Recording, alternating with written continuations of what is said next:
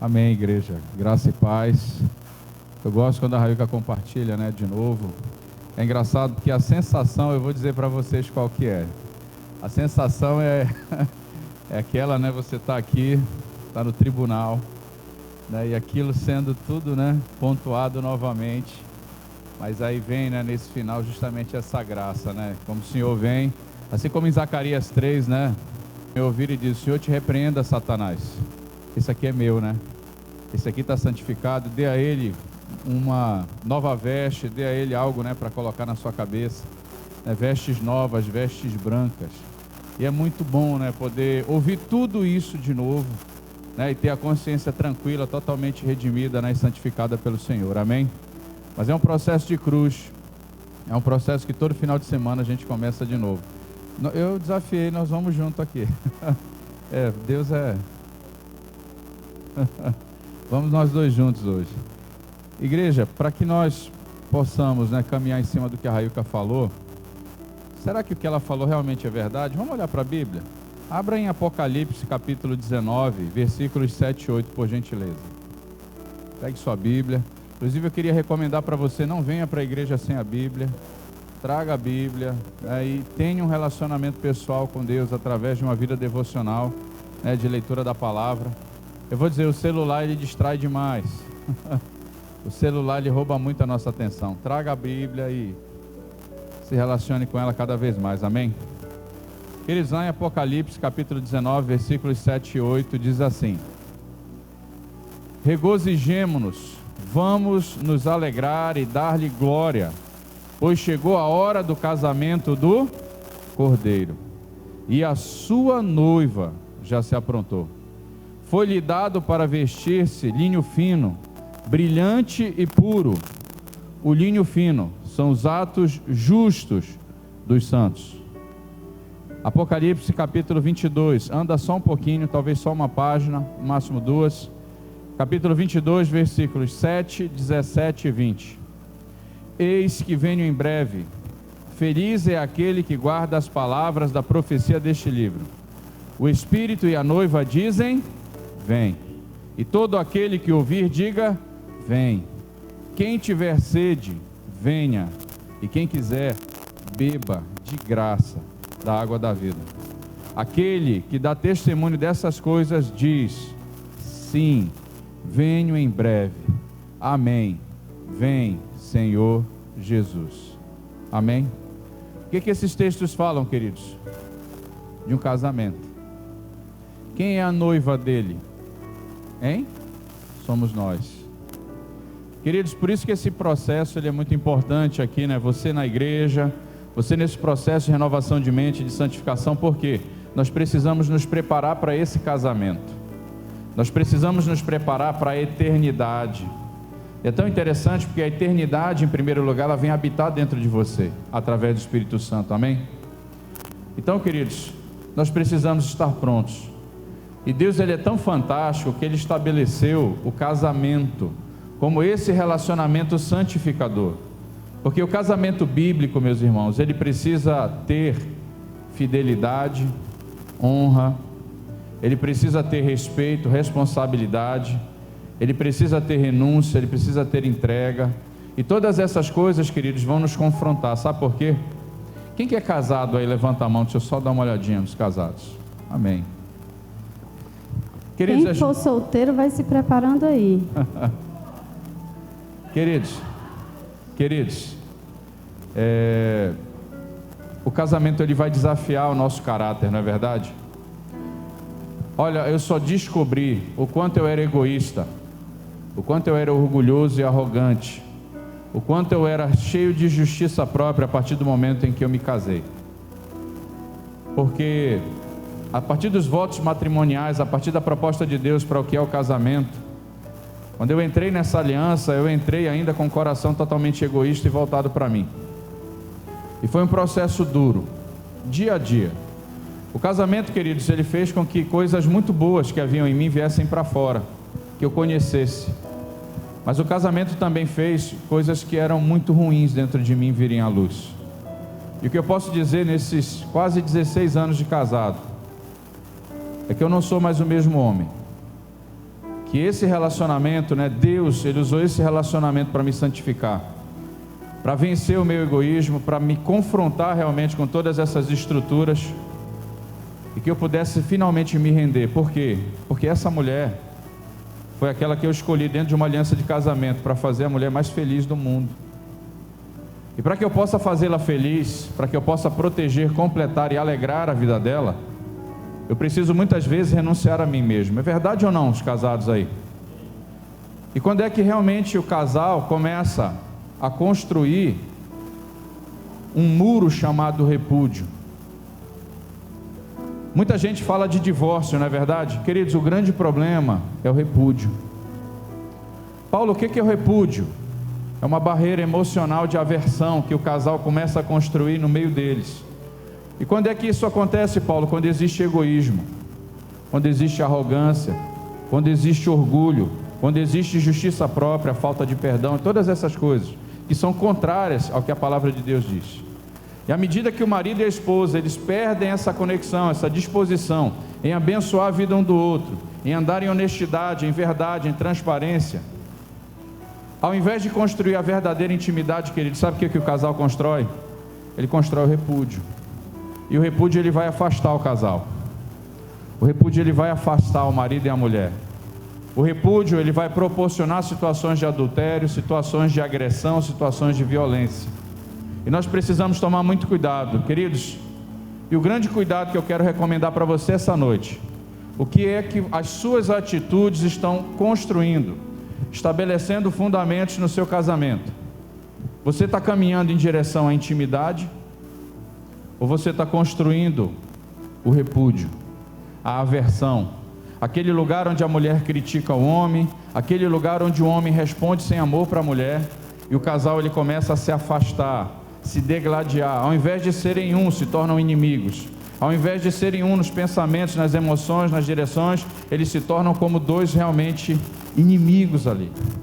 Eles começam a atacar um outro, sabotar um ao outro. Isso é o repúdio. E é isso, queridos, que leva muitos casais ao divórcio. E nós precisamos tomar cuidado. Então a nossa atitude dentro de um casamento, ela precisa ser reflexo da natureza de Deus.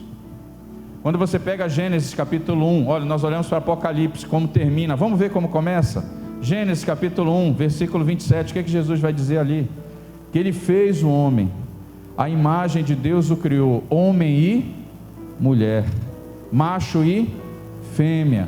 Ele estabelece um valor igual para homem e para mulher, queridos, dentro de uma relação. Agora, o que ele está falando? O que ele está estabelecendo ali? Está estabelecendo a visão do casamento como um relacionamento onde eu e você nos tornamos participantes da natureza dele. Mas sabe o que eu tenho visto? Minha esposa falou, ela estava atendendo 2 esposas agora, onde os maridos estão negligenciando essas esposas emocionalmente, espiritualmente, estão negligenciando e até ferindo essas esposas fisicamente. Então aquilo que deveria ser um relacionamento onde você perpetua a natureza de Deus para as gerações seguintes, está tornando um lugar de violência. Esse lar, ele fica contaminado. Entendemos aqui, queridos, como é importante a gente trabalhar essa cultura do casamento novamente. E os jovens da nova geração, eles estão crescendo desacreditando nisso. Os jovens da nova geração, eles estão olhando para o casamento dos pais e eles estão dizendo, eu não quero isso para mim.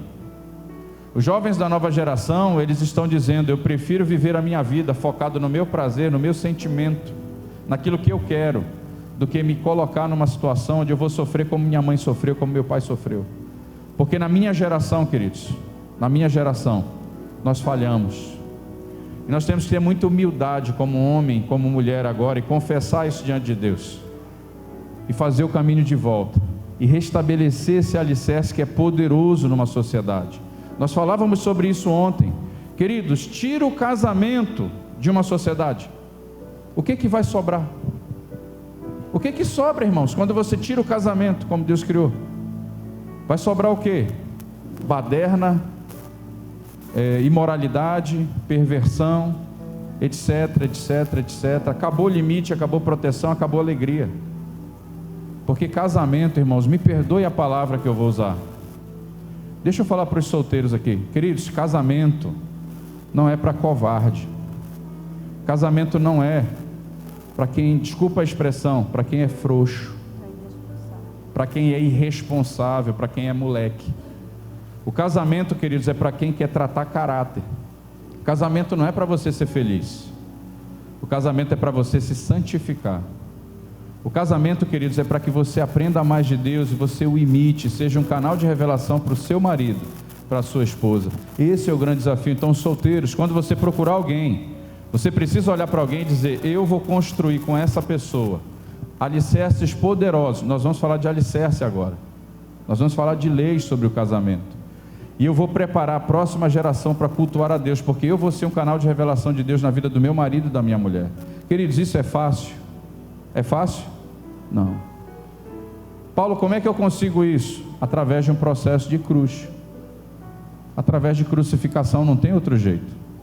Queridos, existem coisas nela que eu amo com toda a força do meu coração, mas existem coisas que ela faz que eu odeio. Existem coisas que eu faço que ela ama, ela se sente segura, protegida, completa, alegre.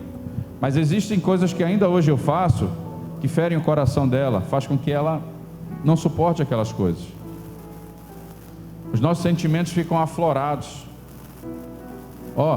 Ninguém veio falar de perfeição aqui, nós não somos perfeitos, tá? A gente erra pra caramba. Mas existe uma coisa que nós entendemos: eu sou casado com essa mulher até o final da minha vida.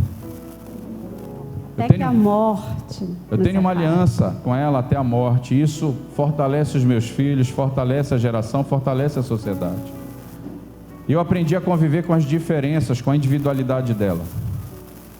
Agora tem um detalhe, queridos: as coisas que ela faz, a maioria delas que eu menos gosto, adivinha o que é? É resposta dela para aquilo que eu faço, que ela não gosta. Entendendo isso, então, como é que eu mudo a minha esposa? Hein? Mudando a mim mesmo. Maridos, você já tentou mudar a sua esposa? Você conseguiu? Deixa eu te desafiar, querido. Se você tiver uma disposição genuína a mudar, a se transformar, ela vai mudar. Amém? Sabe, queridos, sem mudança, o casamento se torna insuportável. Quando alguém se casa e ele é confrontado nos seus defeitos e ele não quer mudar, ela não quer mudar, o que acontece? O casamento se torna um fardo insuportável. O que estava acontecendo com essas duas esposas que ela estava aconselhando? Uma de São Paulo, outra de Alagoas. É porque os maridos não querem mudar. Os maridos não querem abandonar a vida de adultecente. Eles não querem abandonar a vida de solteiro. Isso sustenta um casamento, meus irmãos. E essas duas mulheres têm sido intercessoras, mas elas estão chegando no limite delas. Detalhe: existem 2 filhos numa família, existe um filho numa outra família, uma filha na outra família. 3, né? Na de Alagoas. E o filho mais velho já está agressivo e já está batendo na mãe. Repetindo quem? O pai. Queridos, nós vamos falar aqui sobre os alicerces do casamento. Então, se você é solteiro e você pensa que essa palavra não é para você, é justamente para você. Então, eu queria pedir para os solteiros pegar uma caneta, se você puder, e anotar. Porque alicerce você constrói antes de casar. Antes de construir uma casa, você precisa construir os alicerces. E para os que já estão casados, o convite é examinar se você construiu direitinho esses alicerces. Porque talvez vocês estejam passando por tempestades e a casa está balançando e ela pode cair. E talvez seja porque você precise consertar os alicerces. Amém? Amém. Então, queridos, como é que você muda uma sociedade de uma maneira efetiva e bíblica? Você estabelece o casamento como esse fundamento forte dentro dessa sociedade. E só mais uma pergunta antes de eu avançar aqui para a ministração. Queridos, qual que é o útero da violência, da imoralidade e da criminalidade. Você já parou para pensar? O que gera violência numa nação? O que produz criminalidade e imoralidade? Vocês já pararam para pensar? É a família disfuncional.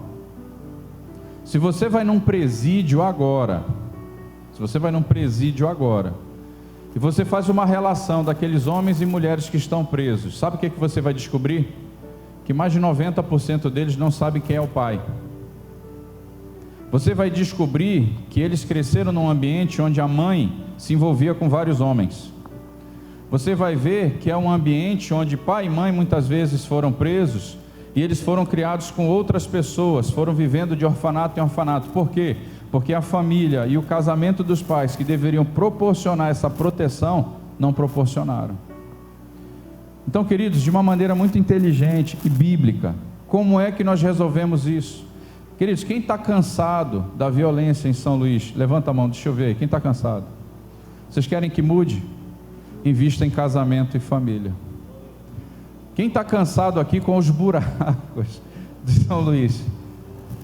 Invista em casamento e família, porque essas questões, queridos, elas vão fortalecer o povo, e o povo cada vez mais imbuído dos seus direitos, conhecendo essas questões, ele vai ter mais força para lutar, mais unidade para pedir seus direitos e reivindicá-los. Isso aconteceu, é interessante, não estava previsto, mas é legal falar. Isso aconteceu com Zurique, na Suíça. Era a pior cidade da Europa, e por conta dessa mentalidade de investir em casamento e família, e lógico, uma vida espiritual alinhada com Deus, sabe o que aconteceu com essa cidade? Se tornou a cidade mais produtiva e mais importante e significativa da Europa, na época dela. Amém? Então vamos caminhar. Interessante Paulo mencionar Zurique e tudo mais. Queridos, quem foi o reformador? Quem foi a reforma protestante? Quem foi responsável? Lutero.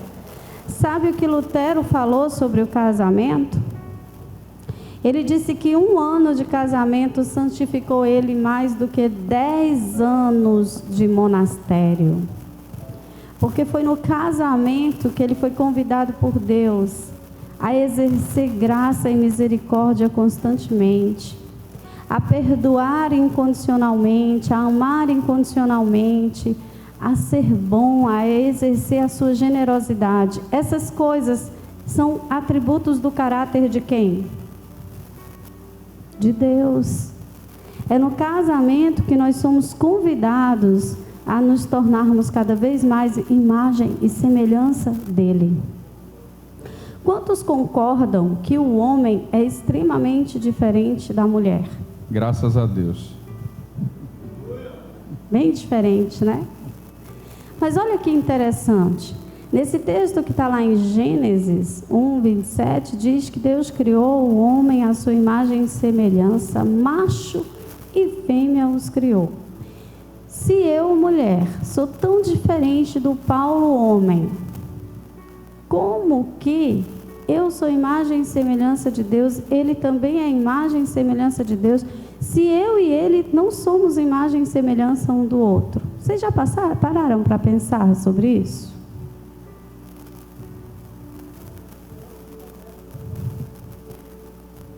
Existem atributos do caráter de Deus que são mais marcantes na mulher.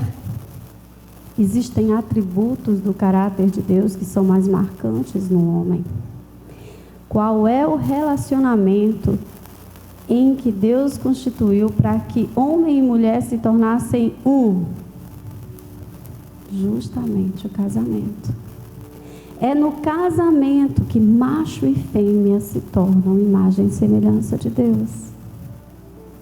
E olha que interessante. A família que deve ser referência para a gente é a família do céu. Pai, Filho e Espírito Santo. É muito interessante notar que a mulher, ela tem, vamos dizer assim, características muito presentes na pessoa do Espírito Santo. Consoladora, conselheira, não é verdade? E o homem, ele tem mais características da pessoa de Deus Pai, protetor, juiz, justo juiz, que coloca os limites, que corrige. Olha que interessante. E aí tem a questão do filho. Por quê? Porque justamente esse útero, vamos dizer assim, essa união, esse habitat que Deus criou para que uma criança fosse gerada, quando o papai e a mamãe estão juntos, ligados por uma aliança até que a morte os separe. E aí sim vem uma criança, planejada, desejada. Uma criança que nasce fora de uma aliança de casamento, geralmente vem de uma gravidez indesejada. Desde o útero ela vai sentir rejeição. Isso quando ela não se torna um aborto. Muitas vezes ela vai crescer sem a figura do pai. E olha quantas feridas, né? A sociedade acaba sofrendo, passando. A marginalidade, a criminalidade é desenvolvida. E quando você faz essa pesquisa num presídio, você descobre justamente isso, que foram filhos que não conheceram o seu pai, que não receberam limite, que não receberam correção e acabaram tendo que ir parar num presídio. Alguém teria que corrigi-los, né? Então, queridos, abra sua Bíblia em Gênesis, capítulo 2, versículos 24 e 25. Nós vamos falar de 4 leis ou 4 fundamentos aqui sobre o casamento. E aí, para os solteiros, anote bem direitinho e procure caminhar em cima desses alicerces. Para os casados, se você quebrou algum desses alicerces, aproveite o momento, aproveite que é Santa Ceia hoje e restabeleça esses alicerces diante de Deus, em nome de Jesus, amém? Então abra sua Bíblia, a palavra de Deus diz assim: por essa razão, o homem deixará pai e mãe, e se unirá à sua mulher, e eles se tornarão uma só carne. O homem e sua mulher viviam nus e não sentiam vergonha. Amém? Queridos, existem 4 leis nesse texto pequeno, mas elas são tão poderosas e tão importantes que elas explicam muitas vezes por que o nosso casamento vive momentos de luta, momentos de glória, momentos de dificuldade, momentos de bênção. E a primeira lei, se você estiver anotando, é a lei da emancipação. Todo casamento começa com uma separação. Deixará o homem seu pai e sua mãe. Queridos, você quer saber se alguém está pronto para se casar? Essa pessoa ela não pode depender financeiramente nem emocionalmente dos pais. Sabe por quê, queridos? Porque os pais, eles podem cometer algo chamado incesto emocional. Um pai e uma mãe que dão tudo para os filhos, um pai e uma mãe que financiam a vida de casado dos filhos, eles podem se achar no direito de se meter na vida dos filhos, sim ou não? Sim. E isso pode gerar um problema grave dentro de um casamento, sim ou não? Sim. Então, pai, mãe, primeiro com você, eu queria falar com todo amor e todo carinho. É muito importante você preparar o seu filho para a emancipação. É muito importante você preparar a sua filha para construir a família dela e crescer com maturidade. Queridos, o casamento ele vai produzir maturidade nas pessoas justamente por isso. Porque os filhos eles vão precisar aprender a tomar decisões, aprender a tomar posição, aprender a lidar com as frustrações, aprender a enfrentar o dia a dia da vida de casal, da vida conjugal, que é uma guerra. Mas ela também pode ser um momento de paz. A partir do momento que o casal adquire maturidade, o que acontece? A vida de casal começa a ser muito mais leve, muito mais fácil. Então, um dos grandes erros, eu estou aprendendo sobre a realidade do Maranhão agora. A ideia inicial é morar os próximos 2 anos aqui, até onde a gente tem palavra, conhecendo, realmente a comunidade. Mas eu posso dizer, lá no Pará, por exemplo, de onde eu nasci, é muito comum os pais criarem, eu tenho um terreno aqui, filho, constrói aqui no fundo da minha casa. Não, filho, constrói em cima da minha casa. Não, filho, olha, tem uma casa em frente aqui, a casa da mamãe e do papai, constrói lá. Vem almoçar em casa, vem fazer isso aqui em casa, vem fazer tudo. Então, todas as vezes, queridos, que nós pegamos casais para aconselhar, dentro desse contexto, os pais estavam se envolvendo profundamente na vida conjugal deles. E isso não funcionou. Então, a melhor coisa que um pai pode fazer, gente, um pai pode ajudar um filho, uma filha, sim ou não? Sim. Agora, o filho não pode depender desse pai. Um dos casos que ela está aconselhando é exatamente isso. Uma mãe, se eu não me engano, viúva, que pegou esse filho e colocou no lugar do pai. E esse filho dá toda a atenção para essa mãe, negligencia quem? A esposa. Entenderam, queridos? Então isso é muito sério. Trabalha com a mãe sustenta, e tem toda uma questão que faz com que o casal ali, e eu não sei, olha, nós estamos fazendo a nossa parte. Para a glória de Deus, estão ali ainda lutando, trabalhando, mas a gente não sabe até quando essa esposa suporta. Mas eu queria falar com os pais, prepare seu filho para a emancipação. A mãe brasileira, eu não tenho tempo de explicar essa influência espiritual da padroeira, né? Principalmente relacionada à questão até da igreja católica, né? Mas a mãe, ela tem uma tendência muito forte de segurar os filhos, de pegar o filho para ele, de colocar esse filho no lugar de marido. Até quando o pai é irresponsável, essa mãe pega o filho e coloca no lugar onde ela derrama toda a sua dependência emocional nesse filho. Queridos, isso precisa de limites, isso precisa ser estabelecido e ter muito cuidado. Então eu encorajo cada pai, cada mãe, quando o seu filho casar, sabe o quarto dele? Sabe o quarto dela? Faz uma sala de música, faz uma sala de vídeo, monta uma academia. Não, academia não dá certo, eu já tentei isso. Depois ela vai contar uma história para vocês, é uma tristeza, não funcionou. Então assim, você bota uma sala para o cachorrinho, mas desfaz. Sabe por quê, queridos? Quando seu filho brigar com a mulher dele, quando sua filha brigar com o marido, você vem, você recebe, você ouve toda a história. Ô, minha filha, tá bom, vou orar, agora é o seguinte, vá lá e vai se reconciliar. Vá lá e vai acertar seu casamento, porque você casou e você se conectou dele até que a morte os separe. Eu ajudo você nesse processo, a gente está aqui junto, mas a gente precisa resolver essa questão. Amém? Por trás dessa lei há também uma bênção. Eu sinto de já, falar sobre isso. A bênção dos pais. A Bíblia vai dizer: honra o teu pai e tua mãe para que tudo te vá bem, inclusive o seu casamento. Então esse deixará seu pai e sua mãe não pode ser em desonra. Os seus pais, eles têm um poder, uma autoridade espiritual sobre a sua vida. Inclusive para os jovens solteiros aqui, antes de você decidir se casar, submeta esse relacionamento aos seus pais. Pai, mãe, o que vocês acham? É muito importante que você tenha a aprovação dos seus pais.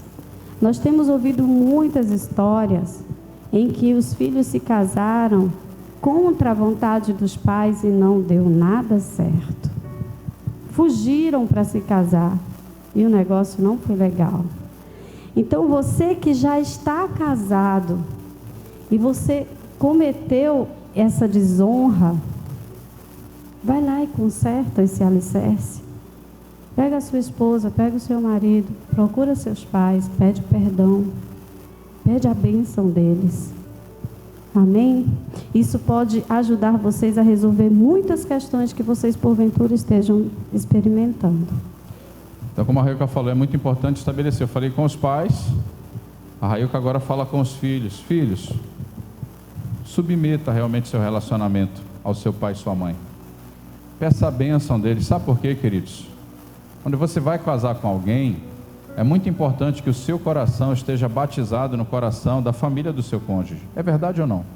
Quando você casa com alguém, de certa forma, você não se casa com a família desse cônjuge, sim ou não?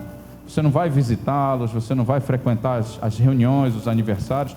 Imagina uma situação onde você não suporta a família do seu cônjuge. Imagina a situação onde a família do seu cônjuge não suporta você. Gente, isso facilita as coisas, sim ou não? Não. Então é fundamental, queridos, que você veja todo esse processo antes. É fundamental que você se conecte com todas essas coisas antes de se casar, para que você não tenha tanta dor de cabeça, né, depois do casamento. Amém? Infelizmente foi um alicerce que nós quebramos. E quando Deus começou esse processo de restauração conosco, nós tivemos que fazer esse caminho de volta. Quando nós nos conhecemos, a minha filha tinha 2 anos e quando a gente se casou, ela tinha 4. Os pais de Paulo não eram cristãos, não eram convertidos, nem o Paulo. Paulo se converteu, fui eu que comecei a levá-lo para a igreja. Então eles tinham 2 preconceitos, ela é crente e ela é mãe solteira. Então eles não me receberam, eles não aprovavam o nosso relacionamento.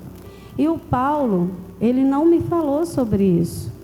E durante muito tempo ele tentou impedir que nós nos relacionássemos. Eu só conheci os pais dele quando nós estávamos noivos. E os pais dele sequer foram convidados para o nosso casamento. Teve toda uma situação, nós queríamos muito convidá-los, informamos que queríamos casar. Eles tentaram impedir a situação.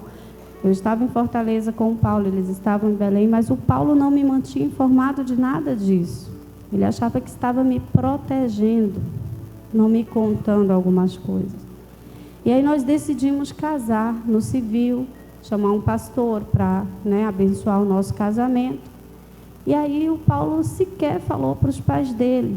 Só comunicou dias depois: pai, casei sábado. Mãe, casei sábado. Como você, pai e mãe, iria se sentir se seu filho fizesse isso com você?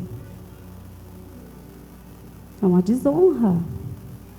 Pagamos então, um preço alto por isso. A gente precisou ir lá, pedir perdão. Para a glória de Deus, o pai dele se converteu. Hoje é um homem de Deus, um homem crente. A mãe dele ainda está nesse processo de conversão, mas me recebeu como filha. Ela costuma se referir a mim como minha filha, né? Às vezes ela faz alguns comentários nas nossas postagens, meus filhos amados. E eu me sinto muito feliz, porque Deus restaurou esse alicerce, mas nós precisamos fazer o caminho de volta. Amém? Amém. E é interessante, né? Porque eu e a Railka, acho que desde sexta-feira vocês perceberam isso, né? Nós não fomos um casal que fez tudo certo. Eu diria para vocês que nós erramos demais. Então aquilo que nós estamos compartilhando de fato com vocês foram coisas que nós erramos, tivemos que reparar. E é uma luz que nós temos hoje para quê? Para proteger os nossos filhos, para proteger a nossa geração, para que eles não cometam os mesmos erros que nós cometemos. Amém, meu irmão? Queridos, faz sentido essa lei, sim ou não? Então preste atenção, sabe, filho, honre seu pai e sua mãe. Se o seu pai diz assim: filho, essa mulher não é para você. Eu vou contar até um caso lá que eu conheci em Minas Gerais.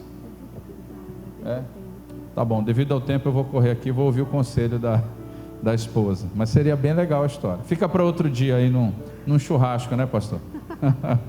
É que nós temos pouco tempo e muito conteúdo. Vamos para a segunda lei, certo? A primeira lei está relacionada à emancipação dos pais, mas em honra, em respeito, debaixo da bênção deles. Amém? E pais, um dos papéis sacerdotais que vocês têm é vocês realmente serem intercessores no casamento dos filhos de vocês. E tem muito pai e muita mãe atrapalhando o casamento. Verdade ou não, gente? Muito pai e mãe exercendo um ofício sacerdotal diferente. E realmente eu queria alinhar: seja um canal de bênção na vida do seu pai e da sua mãe, dos seus filhos, tá? Segunda lei, lei do esforço. A palavra de Deus diz: e se unirá à sua esposa.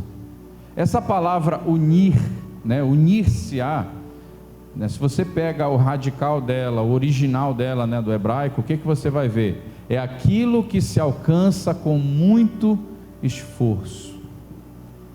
E a minha pergunta para a igreja nessa noite é: queridos, é fácil se unir ao seu cônjuge, sim ou não? Sim ou não, gente? Não. É um processo de santificação. Vocês acham que Deus, quando Ele declara o seguinte: eu vou pegar o homem e uma mulher e vou uni-los numa aliança de casamento até que a morte os separe, Deus não sabia o que Ele estava fazendo? Claro que Ele sabia, porque o homem, ele tem essa natureza diferente da mulher. Mas isso vai fazer com que o casal, o quê? Ele possa pensar. O homem é mais acelerado em algumas coisas, a mulher é um pouquinho mais tranquila. Tem coisas que a mulher é mais acelerada, o homem é um pouquinho mais devagar. Para que é isso? Para que haja compaixão, para que haja equilíbrio, para que haja misericórdia, para que você possa aprender a caminhar lado a lado com alguém, andar a segunda milha, e você possa se santificar. Amém, queridos? Então isso é muito importante, isso é fundamental. E outra coisa, para você se unir com alguém, você precisa abrir o seu passado. Para você se unir com alguém, você precisa compartilhar com essas pessoas coisas difíceis de compartilhar. E deixa eu falar algo para você que é muito importante com relação até à intimidade. Tem uma lei que fala mais de intimidade, mas eu quero falar para você. A porta da liberdade, queridos, a porta da intimidade é a verdade. Eu fui um homem que neguei a verdade dentro do meu casamento por 10 anos. 10 anos. Foram 8 anos de casado, 1 ano ali de namoro, 1 ano de noivado. Eu negligenciei a verdade. E quanto mais eu negligenciei a verdade, mais prisioneiro da minha concupiscência, do meu pecado, da lascívia eu fui. Eu encontrei realmente graça e nós caminhamos para a unidade, para a intimidade que nós temos hoje. Ainda tem um longo caminho, mas nós estamos construindo isso, graças a Deus. A partir do momento que eu tive um pacto com a verdade e que eu rompi um pacto que eu tinha com o silêncio e com a mentira. Tinha coisas do meu passado que eu disse o seguinte: isso nunca ninguém vai saber. Queridos, lé do engano, lé do engano. Então, a partir do momento que eu consegui abrir essas coisas, eu consegui encontrar verdadeira liberdade e nós pudemos realmente caminhar em direção a nos tornarmos uma só carne. Então, a segunda lei é essa questão do esforço para se unir. E por trás dessa lei também há uma bênção.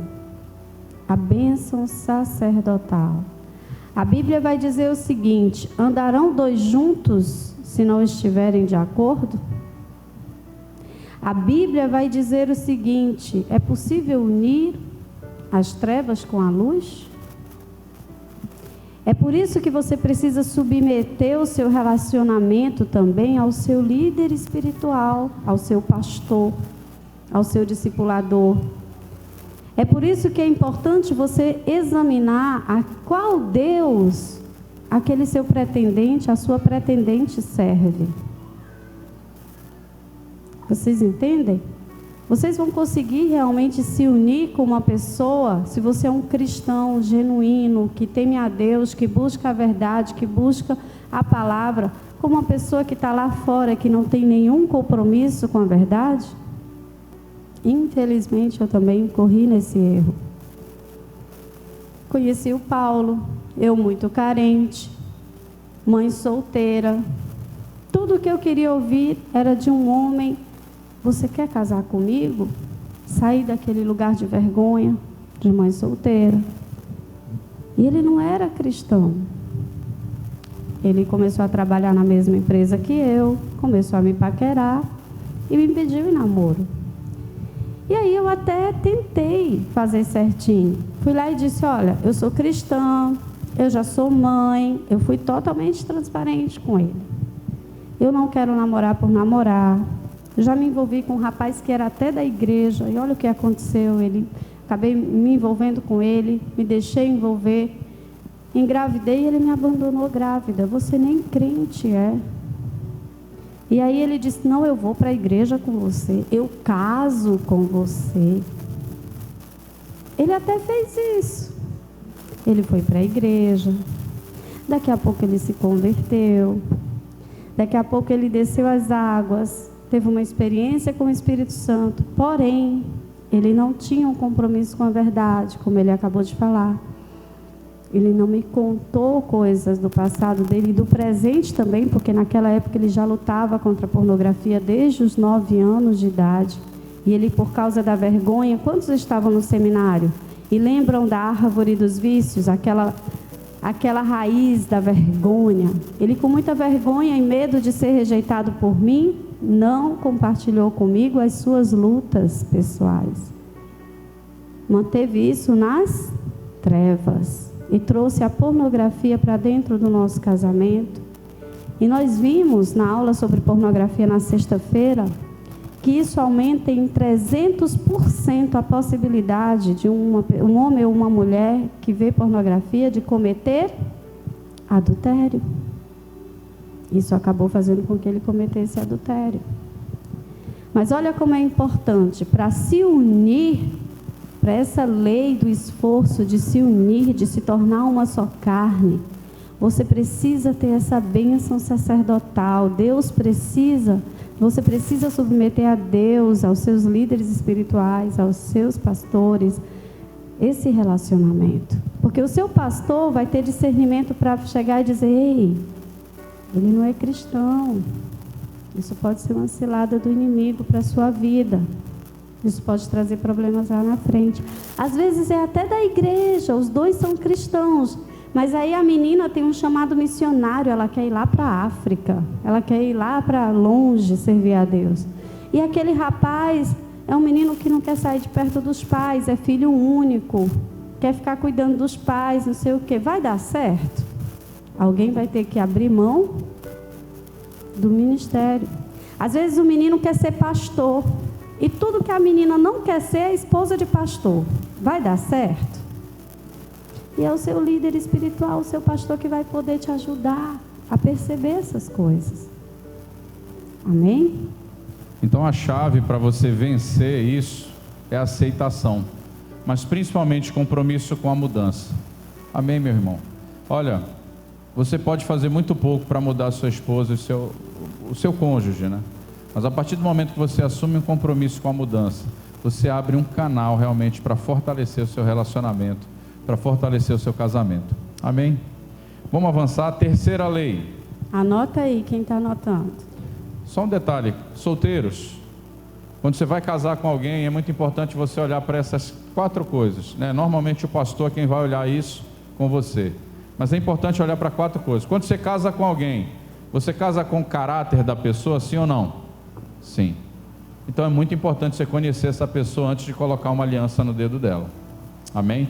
Segunda coisa, quando você vai se casar com alguém, você se casa com o chamado, o propósito dessa pessoa, sim ou não? Sim. Como a Railka falou, ele quer ser pastor, ela não quer ser esposa de pastor. Vai dar certo? Isso é para ser visto antes ou depois? Antes. Normalmente o pastor ele vai checar essas coisas. Terceiro ponto, quando você casa com alguém, você de certa forma tem que ter o teu coração batizado para a família do teu cônjuge, sim ou não? Conheça a família do cônjuge e peça a bênção deles. E veja se realmente se alinha com você. E o último deles, e mais importante, a Railka chegou a pontuar, quando você casa com alguém, você casa com o Deus dessa pessoa. Então, queridos, o que a palavra de Deus fala sobre julgo desigual? Que nós não devemos nos envolver em questões de quê? De julgo desigual. Sabe o que eu mais ouço nessa questão, pastor? Não, mas vai dar certo. Ele vai mudar, ela vai mudar, ele vai se converter. Gente, é uma situação diferente para quem já é casado, tá? Eu estou falando com o solteiro. Casado, casou, se converteu, aguenta firme, segue ali o que fala ali, 1 Pedro capítulo 3, do 1 ao 9, dá uma meditada ali, vai firme, faz a sua parte, que Deus está garantindo a parte dele. Amém? Agora, o solteiro, ele pode pensar nisso antes, sim ou não? Sim, tá? Então é só um cuidado que a gente está estabelecendo aqui com você. Terceira lei é a lei do pertencer. E eles se tornarão uma só carne. Queridos, a lei do pertencer é um checkmate no egoísmo. Deixa eu perguntar para os casados, não responde, tá? Eu sei fazer leitura corporal. Mas fica quietinha só para você fazer uma análise aqui. Tudo que é seu está sendo compartilhado com o seu cônjuge, sim ou não? Calma, não responde, fica para você. Sabe, queridos, quando você tem a senha do celular dele? Ele tem a senha do seu celular? Essa lei, queridos, para a gente ser bem direto aqui, eu queria que a Railka tivesse um tempo razoável para falar um pouquinho do testemunho e a gente fechar. Mas essa lei, para ser bem direta, queridos, é assim: a partir do momento que você casa, tudo que é seu pertence a ela. Tudo que é dela pertence a você. Inclusive o que é mais íntimo seu. O que é mais íntimo de cada um de nós? O nosso próprio corpo. E 1 Coríntios 7 vai dizer que o corpo do marido pertence a... E o corpo da esposa pertence ao... Olha só. E é interessante, queridos, Paulo, o que derruba o casamento nessa hora? É quando ele começa a instituir reservas. Quando ele começa a dizer: ei, isso aqui é meu, você não mexe. Ei, esse celular é meu, você não entra nele. Queridos, esse tipo de postura torna a esposa insegura, sim ou não? Sim. Se o marido ele não dá acesso ao seu celular, se o marido não abre a senha do e-mail, das redes sociais, isso pode estabelecer uma desconfiança, sim ou não? Sim. Isso atrapalha o casamento? Sim. Queridos, o pacto aqui realmente é com esse pertencimento. O que é dele pertence a ela, o que é dela pertence a ele. E sabe quem que ensina isso pra gente? Anota aí, João 17:10. Jesus, ele vira para Deus e diz o seguinte: todas as minhas coisas são tuas, todas as tuas coisas são minhas. Quem quer aqui ter e viver toda a abundância, né, da generosidade e das riquezas de Deus? Levanta a mão, deixa eu ver aí. Amém. Entregue tudo que você tem para Ele. Você pertence a Ele, Ele pertence a você. Isso é a lei realmente voltada para a questão de uma aliança, amém? E por trás dessa lei também tem uma bênção. É a bênção do governo. Vamos dizer assim, legalmente falando, o que é que vai garantir que tudo que é do seu marido é seu e tudo que é seu é do seu marido? O casamento civil.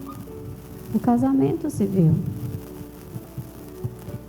Antigamente não tinha casamento civil, mas uma vez que ele foi instituído e você pertence, você é cidadão brasileiro, você está sujeito às leis brasileiras, você precisa se sujeitar a essa bênção também. Olha a confusão que dá quando um homem passa 30 anos com uma companheira, constroem toda uma vida juntos, aí ele resolve largá-la e um ano depois está casado com a mocinha. Olha o problema que vai dar na hora que esse homem morrer. De quem vai ser os bens dele? Da mulher que 30 anos passou do lado dele ou da mocinha que por um ano foi casada com ele? Percebem a confusão? Gente, o caráter da lei, não só a lei do Senhor, a Bíblia, mas a lei, não é um caráter proibitivo, é um caráter protetivo. O casamento civil está aí para proteger você e o seu marido e a sua família e os seus filhos. Outra coisa, se você não é casado legalmente, os seus filhos são legítimos ou ilegítimos? Vocês sabiam que a Bíblia vai falar sobre a bastardia, os filhos que nasceram fora da aliança de casamento? Sobre um julgo que existe sobre eles? O bastardo não entrará na congregação dos justos. Por quê? Porque Deus rejeita? Não. Mas é porque essa criança, essa pessoa, ela cresce com essa sensação de que ela não pertence a ninguém. O senso dela de pertencer é alterado. Sabe aquela pessoa que se sente peixinho fora d'água, onde quer que chega? Tem dificuldade de congregar, tem dificuldade de se sentir parte de uma família, tem dificuldade, se ofende facilmente. Ontem o Paulo fez um ato profético aqui na igreja, foi uma bênção, em que ele convidou os filhos que foram gerados fora da aliança, os pais que geraram filhos fora da aliança, e a gente fez esse momento de perdão e reconciliação. Porque é muito importante, se você gerou seu filho fora da aliança e vocês se casaram, chama teu filho, ora com o pai dele, com o seu marido. Se depois vocês se casaram, você se casou com o pai dele, filho, vem cá, vamos orar, vamos colocar você dentro da nossa aliança. Você não é filho bastardo, você é um filho legítimo. Amém? Amém, queridos. E a última lei é a lei da transparência. A palavra de Deus diz assim: O homem e sua mulher estavam nus e não se envergonhavam. Queridos, vocês já pararam para pensar que nudez é essa que não causa vergonha? Porque em Gênesis 3 diz o seguinte: o homem, percebendo que estava nu, o que aconteceu com ele? Se escondeu. Mas no Gênesis 2, antes do pecado entrar no mundo, existe uma nudez que não causa vergonha. E a minha pergunta para vocês é: que nudez é essa?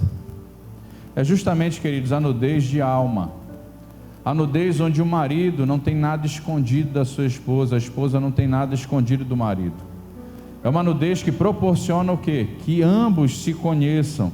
Hoje essa mulher, ela pode olhar para mim e dizer o seguinte: eu sei com quem eu casei, eu sei quem é esse camarada, eu olho para ele, eu entendo o que ele está pensando, eu entendo como é que ele está, eu entendo quando ele precisa de ajuda, eu entendo quando a motivação dele é errada, eu entendo.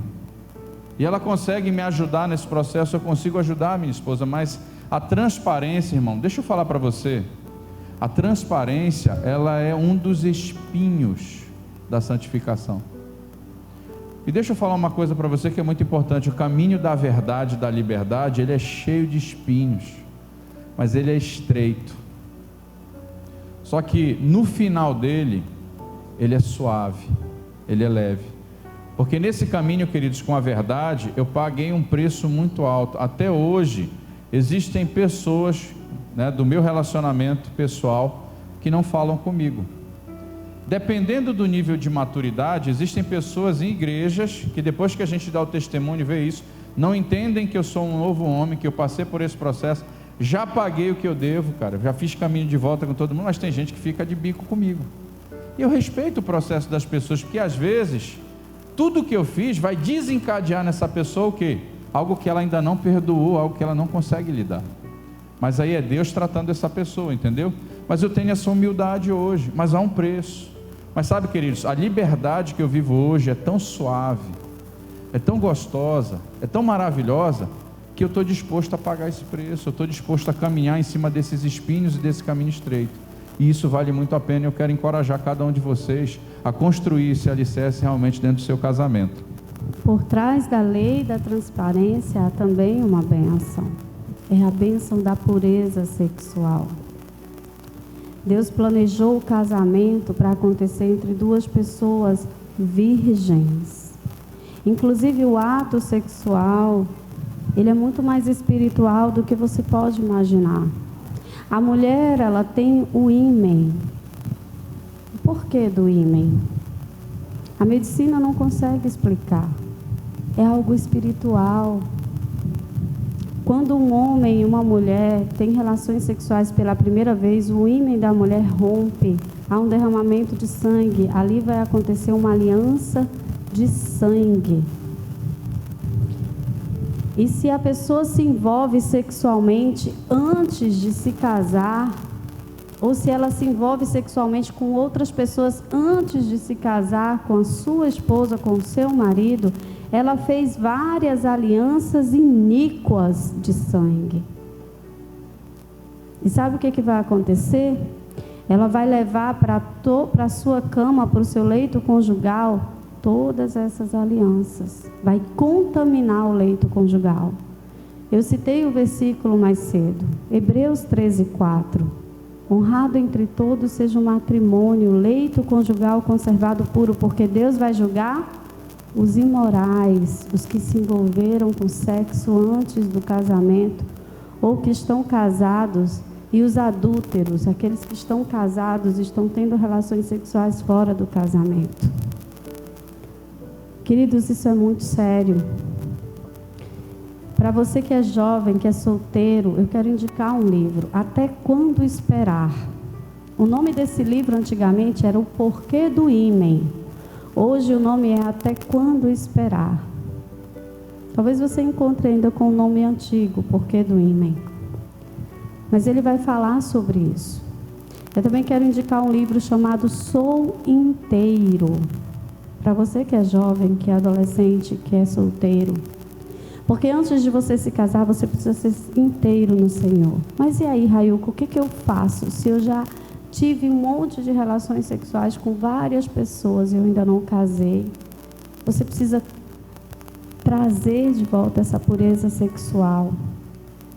Lá nesse livro, Até Quando Esperar, vai te orientar a quebrar todas essas alianças iníquas.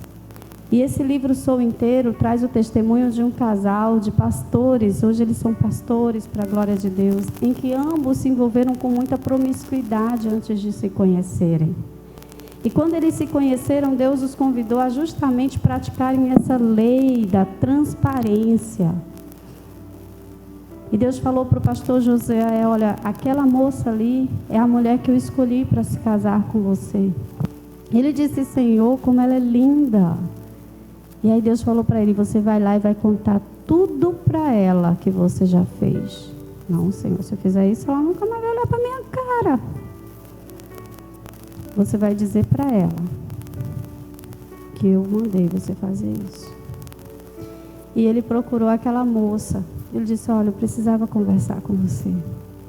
Eu tenho olhado para você, Deus colocou um sentimento por você no meu coração, mas Deus disse que eu deveria abrir para você tudo o que eu fiz no meu passado. E ele foi lá e contou tudo. Tudo. E aí a Casey, a pastora Casey, olhou para ele muito constrangida e disse assim, eu preciso também ser honesta com você. Eu já fiz isso. Ela também já tinha se envolvido com todo tipo de promiscuidade.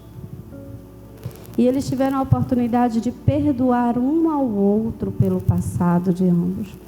6 meses depois contraíram matrimônio e eles experimentaram na noite de núpcias de como se eles fossem virgens. Houve derramamento de sangue. Deus restaurou a pureza sexual, a virgindade de ambos. Por isso que é importante a questão da pureza sexual. E agora eu vou entrar com o nosso testemunho. Só um ponto, que eu acho que é importante. Quem tem filhos aqui ama seu filho? Deixa eu ver aí, levanta a mão, por favor. Amém. Queridos, até hoje, 100% dos casais que nós aconselhamos, ou das pessoas que nós aconselhamos, que foram abusadas sexualmente na infância, essa informação é bem importante, gente. 100% deles, ou nasceram fora de uma aliança de casamento, ou um dos pais, pelo menos, estava envolvido com imoralidade sexual. Então, pai, você, quando você não tem uma vida de pureza sexual, quando você não tem uma vida realmente santificada na luz, você está expondo o seu filho, a sua descendência a esse tipo de influência. Nós estamos aconselhando há alguns anos, pastor Cote há mais de 30 anos, pastor Davi há mais de 20 anos, são os nossos líderes, e eles também têm a mesma estatística. Até hoje, queridos, a pessoa vem, olha, eu fui abusada sexualmente na infância. A gente já pergunta, como era o casamento dos seus pais? Essa pessoa diz, eu nasci fora de uma aliança. O meu pai era promíscuo, ele era prostituto, ele era imoral, ele traía a minha mãe. E você vê que todo esse ambiente, ele gera uma influência espiritual.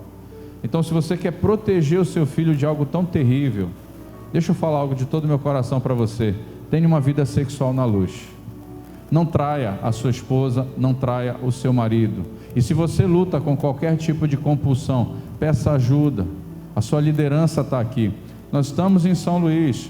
Se o pastor tiver alguma demanda um pouquinho mais difícil, a gente pode ajudar, nesse processo de aconselhamento. Mas uma coisa eu quero pedir para você: não fique mais em trevas. Ande na luz em direção a essa pureza, para que você possa experimentar o melhor de Deus. Amém?